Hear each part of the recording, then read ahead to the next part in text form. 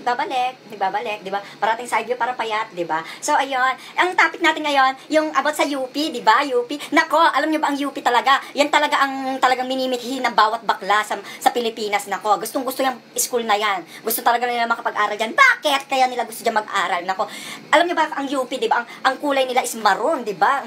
Maroon. Maroon pa lang talaga. Pag naglakad sila, ay na yung mga maroon. Marurunong, di ba? Di ba nagsasalita na, damit pala, nagsasalita na, wala, di ba? Ayaw kasi nila ng yellow, di ba? Kasi nga tae, di ba? Sabi ng mga bakla tae, ayaw mag-aral sa yellow, sabi, tae yung kulay, nako. Tapos ayaw din nila yung sa green, ayaw nila sa green. Aside sa hindi nila afford yung kwan, yung tuition fee, ayun nga, mukha daw silang kwan, Peter Pan, sabi nila.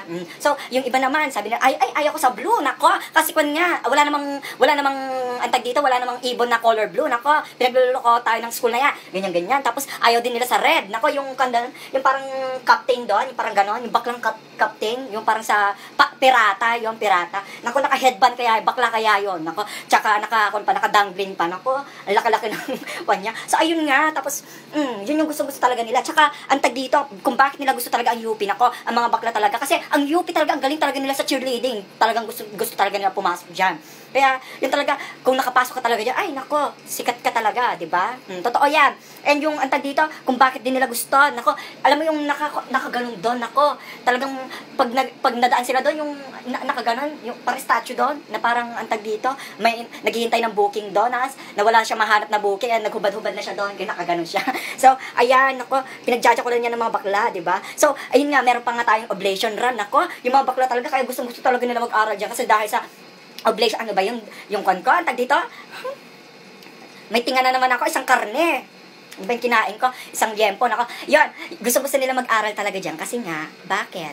Dahil sa oblation run, di ba? Tangina, pag nakita talaga, ay, tite, tangina, ang dami tumatakbong tite, shit, ang sarap-sarap, ay, ganun talaga sila, kaya gusto talaga nila mag-aral dyan. Tapos, ano pa ba? Nako, yung kapag graduation, bakit gusto talaga nila dyan mag-aral? Kasi kakaibang graduation nila, pageant talaga, viewcon talaga. Akalain mo, nakasash talaga sila. Candidate number 1, Miss Australia. O, di ba, bongga? Tapos, candidate number 2, candidate number 2, Miss Austria. O, di ba? Candidate number 3, di ba? Argentina, di ba? Candidate number 84, ganyan. Philippines, bongga, di ba? Ang sarap-sarap talaga mag-aral dyan. Kaya, minimikhi talaga yan ng mga bakla ng Pilipinas na makapag-aral sila dyan talaga. Tsaka talaga, pag nagtataray ka talaga, parang yung baklang bullfrog talaga dun sa SM na nagwawala dati. Yung baklang bullfrog na yun na kamukha ni Barney. Naku, puta, ina siya. Shit, talagang mayabang ka talaga kasi UP. UP graduate ako! Di ba? Bongga, kaya, talaga, din nakapag-aral ako doon. Pero okay na rin sa akin. Basta, ang mahalaga naman talaga sa atin, hindi naman yung about sa school, di ba? It's about you, di ba? It's not about the singer. It's not about the song, it's about the singer. Tandaan nyo yan, parati ko sinasabi yun. Wala sa school yan. Gusto talaga ng mga baklayan, di ba? Na mag-aral dyan sa UP. Nako, ang UP kasi, ang dami kasi mga yan. Ang dami kasi, may UP Manila, may UP Diliman, may UP Los Baños, UP Baguio, di ba? Bongga talaga. Parang branches, di ba? Ang daming branches. Parang, lakas talaga maka-SM yan, di ba? Parang, may SM Baguio, may SM Manila, di ba? Bongga, di ba? May, parang Jollibee, di ba? Jollibee ang tawag namin kasi sa Jollibee. Ang daming mga branches, di ba? Social, di ba? Ang daming branches. Saan ka pa? Kaya gusto talaga ng mga bakla mag-aral dyan. Pag nakapag-aral ako dyan sa UP sana, noon, di ba? Antad dito, sasali talaga ako sa oblation run, di ba? Sa oblation run, di ba, may mga placards talaga sila. Yung mga pinaglalaban talaga nila, sinusulat nila doon. Ako talaga, isusulat ko talaga, sasabi ko, paminta. Sabi ko, mga paminta, magladlad na kayo, mga putay na kayo, ganun talaga. Tatakbo talaga ako ng ganun talaga, di ba?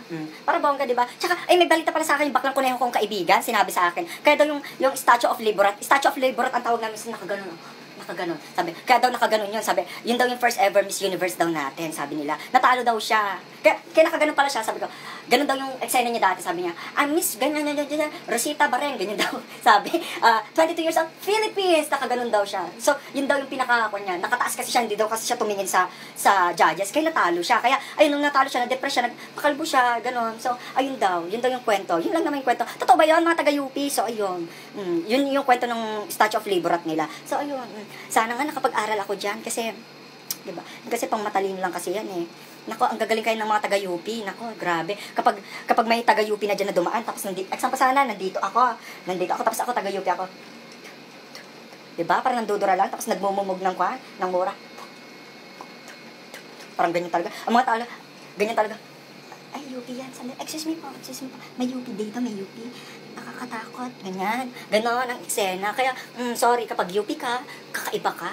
Diba? Mataas ang tingin sa'yo talaga. Kaya sa mga taga-UP, hi! Sa mga friends kong UP babae lang dyan. Love you. Diba? Bet na bet. So, ayan, ito na magpapaalam na kayo. Sana wag naman kayo ma-offend sa sinabi ko. Chuk lang ito, sabi ng baklang manok. Diba? Bye-bye!